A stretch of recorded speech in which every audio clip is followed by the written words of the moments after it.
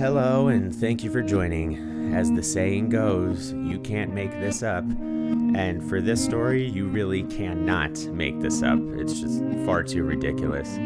I'm Nick, and the story, I'm still Nick. I know it was, but it still is, right?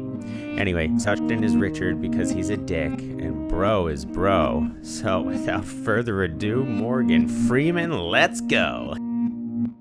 I'm not really sure what I got myself into. Regardless, this is the most unwanted party. 4 times a year, Mitch would have to stop hanging out with Bro because he just couldn't stand him. So if that's the case, then why did you hang out with him anyway? I'll get into it later. Just keep reading, please. So, needing someone else to bother, he roped Richard into going on a bender with him almost immediately. And during that time, Bro had a friend that he worked with who apparently didn't know him very well. He called him up out of the blue and said, "Hey Bro, we're going out to dinner for my bachelor party, and afterwards we'd like to come hang out at your place for a little bit, if that's cool. Just a little hang sesh, nothing big. None of us even drink that much." So Bro heard the big news and said, "We're throwing a rager," as usual. Had Richard stock up on supplies at Party City and prepare for the big day. Keep in mind, the guy said nothing huge, nothing big, not even medium-sized, pretty much nothing at all. So Bro went out and got a keg, which he apparently always does. Yeah, I'll explain later, Mr. Freeman. Please just keep reading. And proceeded to throw the most unwanted party of all time. He said he was going to make sangria. So he just dumped... So he... So stupid. So stupid. So he just dumped all this clear liquor into a bowl and added some stale fruit punch for color. And that was sangria. No fruit, no wine, no point. Then they were all sitting there awkwardly in the kitchen when Bro heard the washing machine go off downstairs. And if you knew him at all, you know he didn't like that very much. So he opened the door and yelled, "Not in my house! Not in my house!" And he slammed the door. They all stood there in disbelief, staring at him. Like, who is he talking to? Now, meanwhile, they didn't drink any of that, because, like they stated earlier, nobody really drank. One guy left immediately, as he thought it couldn't be real. There was no one wiser than him that night. Besides you, I guess. They decided that they wanted to do that weird thing that guys do on bachelor party nights and go to a strip club, instead of sitting there staring at each other. The guy whose party it was supposed to be said diamond dancers. But Bro said no. He wanted to go to the Cougar Club, even though it was unanimous that everyone else voted for diamond. So they walk into the Cougar Club, and Bro was shwadied from drinking all that sangria, and according to Richard, went right to the bathroom, and 0.43 seconds later kicked the door open and swung it, hitting these thug-ass-looking dudes with the door.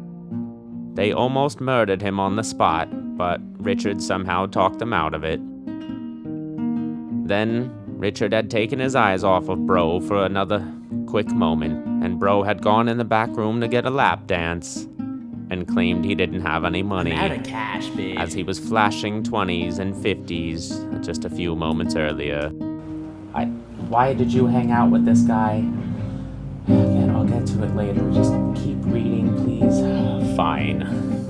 So, he got baby Jesus out of the strip club, and ruined the night for that poor guy who, as you could imagine, never called them again. But since they got kicked out of there, they did end up going to where the guy wanted to go anyway, but bro was too drunk to get inside. So Richard paid a little bit extra for him to get in, but bro didn't make it too far, and immediately he threw up all over the floor. And then they left. Money well spent, and a time well had with bro. Now, how do you come into this? He called me up the next day and he was like, Bro, you gotta get over here and help me finish this keg. in a way that was so annoyed, surprised, and confused that there was so much left, even though everyone said they don't drink. And like I said earlier, he would always do that. There's 4 of us, only 3 of us drink, and one of us didn't drink beer, and it would be the one person who you think he would remember that doesn't, which is his girlfriend. But I mean, I don't know. But I was like, you know what? That's stupid, but screw it, I'll do it. So I went there. And that's when I heard about the party, the good time they had, the good time he had. And I was like, well, sorry, dude. You know, maybe next time. And he looked at me and went, don't be sorry to me, bro. Be sorry to yourself.